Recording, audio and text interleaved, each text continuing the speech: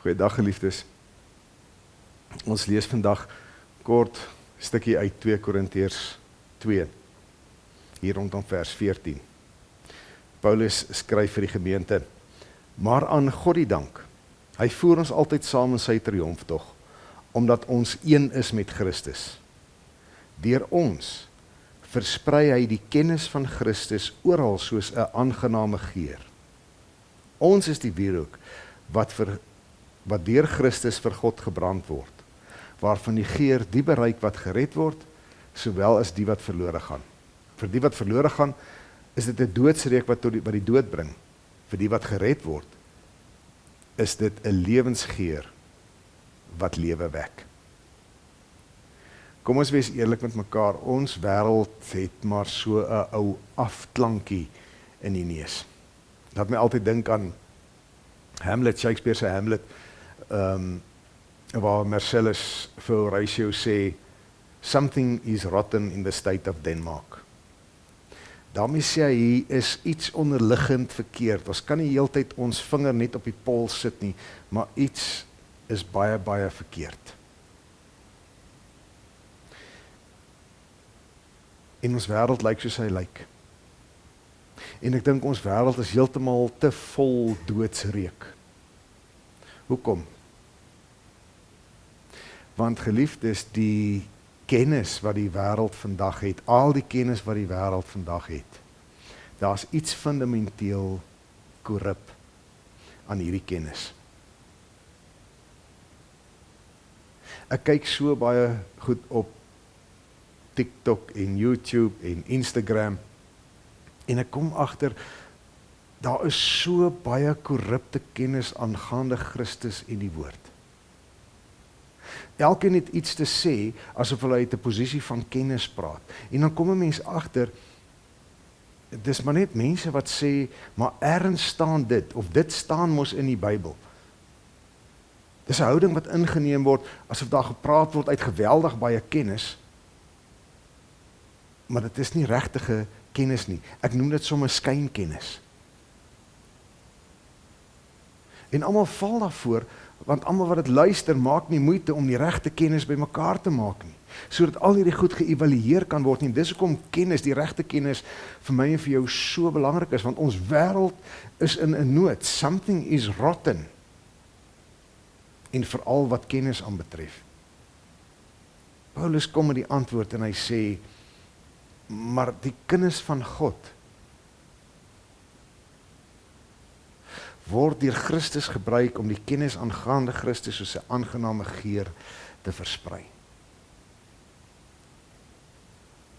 Jy het werklik kennis nodig, grondige woordkennis, grondige geloofskennis, grondige kennis van Christus. Soos ons gister gehoor het, kennis wat lei tot 'n groeiende, dieper verdiepende verhouding met God, voordat ons kan praat van kennis. En as ons op daardie punt uitkom, dan word ons iemand wat die wêreld kan beter maak. Ons praat vreeslik baie oor, wat Jesus ook in die bergpredikasie sê, van julle moet sout wees en julle moet lig wees.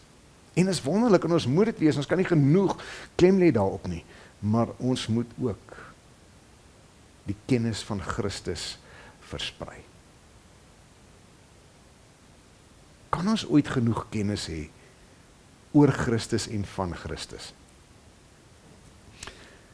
Ek is al so 30 jaar plus in die bediening. En ek leer nog elke dag.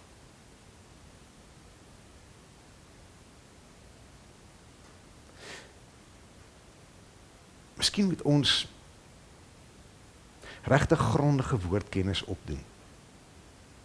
Voordat ons opstaan en dinge verkondig wat mense seermaak, wat mense deurmekaar maak.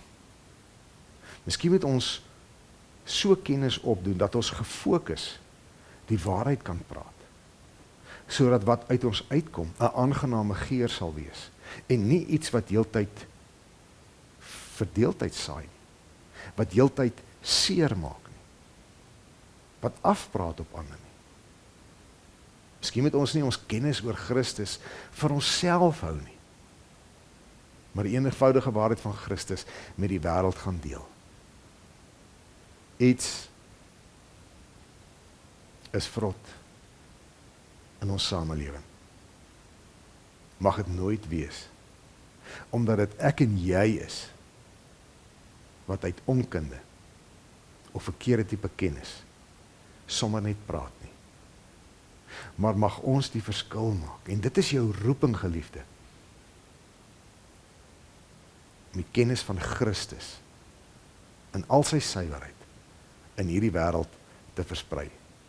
Mag die Gees so in jou werk, dat jy altyd 'n aangename, geurende briesie is, waar jy ook al kom, met wie jy ook al praat.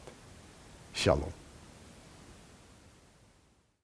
En maak my vry, maak alles nuut, was my skoon, o Heer, wys my die pad, wat ek moet loop vir U,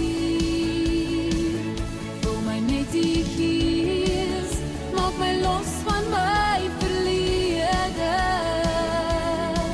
Here gee my 'n nuwe begin, maak alles nuut, was my skoon, o Heer, wys my die pad, wat ek moet loop vir U,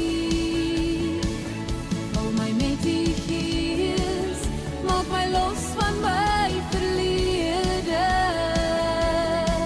Here gee my 'n nuwe begin, Here gee my